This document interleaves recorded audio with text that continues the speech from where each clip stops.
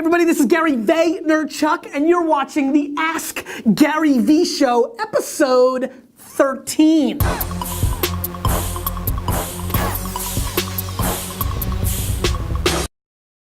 Fun fact about the number 13 is my sister was born on Friday the 13th. Rook asks, what's the fastest way someone can piss you off?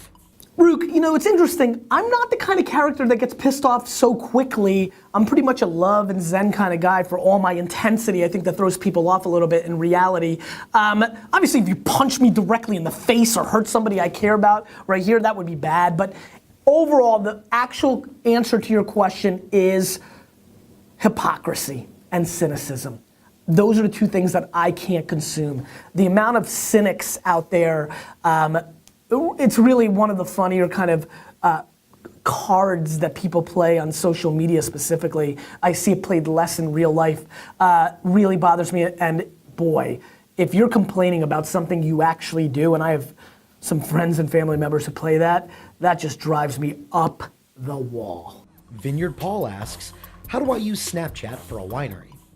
Vineyard Paul, I had to use this question because the image is incredible. Loved it. Great way to ask your question. If you want to get your question on Ask Gary V's show, you need to be a little bit creative like Vineyard Paul. All right, so Snapchat. Here's what people have to understand. I predict, I'm going to hardcore here, I predict in 2016 that Snapchat will have a number 1, 2, or 3 spot in the most important apps in the world from the 13 to 40, let me say it again, 40-year-old sector, maybe even 45, 50. That the 25 to 50-year-old sector on Snapchat in 2016 is gonna blow away the far majority of people who are watching this episode. And so, let me give you a fun fact on how to get good at it or start playing with it. The one big creative play that I see on Snapchat that makes it so different is the notion of taking a picture and then drawing on top of it. Some of you that follow me have seen the things, the weird spider, the raindrops. I'm starting to play with it a little bit. I'm a big fan of that. It opens up enormous creativity, ooh, D-Rock, some of my funny snaps. I don't know where you're putting them, D-Rock, but, and so I'll give you those images. Yeah. So, if you're a winery, take pictures in the wine room, in the vineyard, of the bottle, and then draw creative things around it. I do think that people will enjoy that. It'll be a little ha-ha. You can do some little contests by running in. I think drawing on top of the images, because the images on Instagram and Facebook and Twitter, they all look the same. This drawing thing is a real creative variable. It is a difference maker. The attention's on Snapchat. I am bullish on that ghost. Hi Gary, my name's Kiki and I'm from Fitter, a small fitness app available on the App Store. Nice plug. We're a 4-person team and we are seeing a rapid growth in our customer base. Currently we have a very intimate customer experience, but I'm kind of worried that as we grow, we may have more and more trouble with maintaining that. Is there any advice you could give me? Thanks. Keek, there's some serious advice that I can give you, which is if you grow, thank God, you will make money or you will raise money. Those are the two things that happen when you grow. And you will take some of that money and you will apply it to hiring more human beings to continue to scale your 4-person team to a 23-person team that can then do, obviously in that scenario, around 6 times more engaging and intimacy.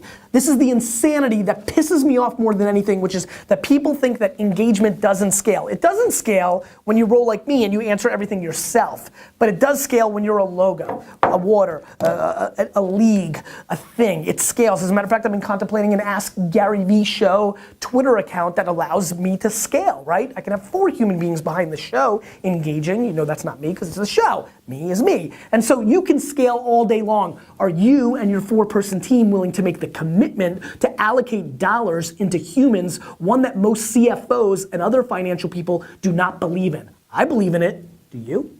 Mark and Patty ask, what's better for content, vlogging or blogging? Mark and Patty, this is a great question, and this is something that I'm really glad you asked this question because I've been I've been hoping to drill this home for quite a while.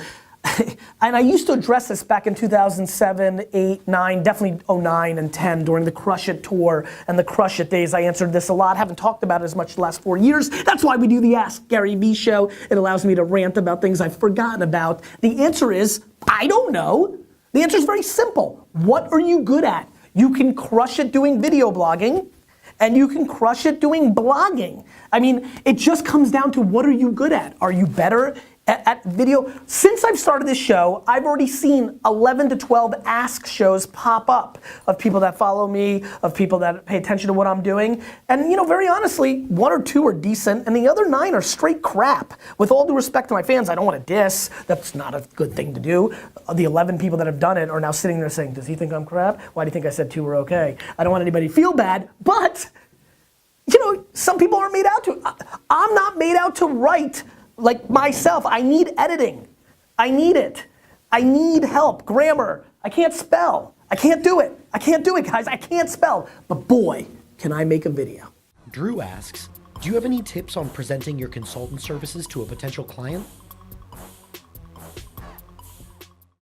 Drew, isn't this a funny little yin and yang 1, 2 with the last question? I don't know. I mean, the answer is, are you good at making a PowerPoint? Can you make a video that's like a little bit of a better? Or can you sell like me, which is forget everything else and just walk in and close the deal? The last 2 questions are questions that happen all the time, and here's what I will tell you. I appreciate the kind words, the tweets, the admiration that I see in the comments. I've been following very carefully. It's been so fun. The feedback's incredible. I really appreciate it. But let me tell you one thing. What works for me does not necessarily work for you. So many of you do so many things better than I do that it makes me want to vomit on this football. And what you need to do is take a step back. Ask your friends if you're not self-aware or EQ oriented, but you need to figure out what you're good at. The answer to your question, the answer to the last question, and the answer to a lot of things I'm seeing using the hashtag AskGaryVee are very personal questions that I would never know unless I've known you. I know Zach, right? I know Steve, right? I know, is it around your neck? I don't care, I'm taking it. Yeah, that's right, I know. Okay. Don't worry. Shoot, this is way heavier than I thought. I know D-Rock, right? I know these characters a little bit. Like I know I'm getting to know them more. I have a sense of their strengths and weaknesses, and I would like to think that if you ever talk to them on the corner street or at a conference or you talk to them on Twitter, I spend a lot of time trying to figure out how to put them in the best position to succeed based on what I think they're good at. And I could do that for you if I had a lot of time, but I don't. And the reality is very simple. You need to figure that out. The answer to that question, the one before, and the one that so many of you have, is predicated on your natural God-given ability or the things that you've worked very hard at to amass that skill, period. Michael asks, what criteria do you use to determine if what you're creating is valuable?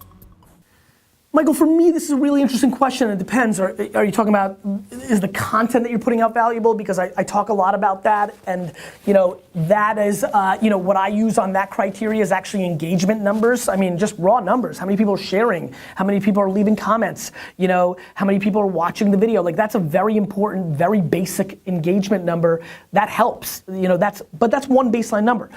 The way I really do it, like overall, is how many people are buying, right? How many books did I sell because I provided so many global jabs that you on the other side of this camera felt like you needed to buy it? How many great pieces of content or best buying ability or pricing that I put out for the wine that I sold during Wine Library that made people buy thousands of cases? How good have I built this company that the Fortune 500 companies and the companies that can afford hiring us, and how often are they hiring us when we're pitching? At the end of the day, the way I judge it is by the results that I'm looking for, whether it's to sell some consulting, whether it's to sell some books, I know it's a football, whether it's to get people to watch and share. Do you know how happy it would make me to see every single person who watched this video share this video? That's an important thing to me. Anyway, I didn't do the subscribe button last episode, so I just want to do one big one. Thanks, D-Rock. Question of the day. I've decided that I want to show up right now. I'm getting very YouTube-y. And I've decided that I want to show up on some YouTube celebrities shows. Looking to travel, looking to tape stuff, looking to hack. Any suggestions? Whose show should I randomly show up on? You keep asking questions, and I'll keep trying to answer them. Question of the day. Oh, you got some? You do have one more. Well, then let's go to it.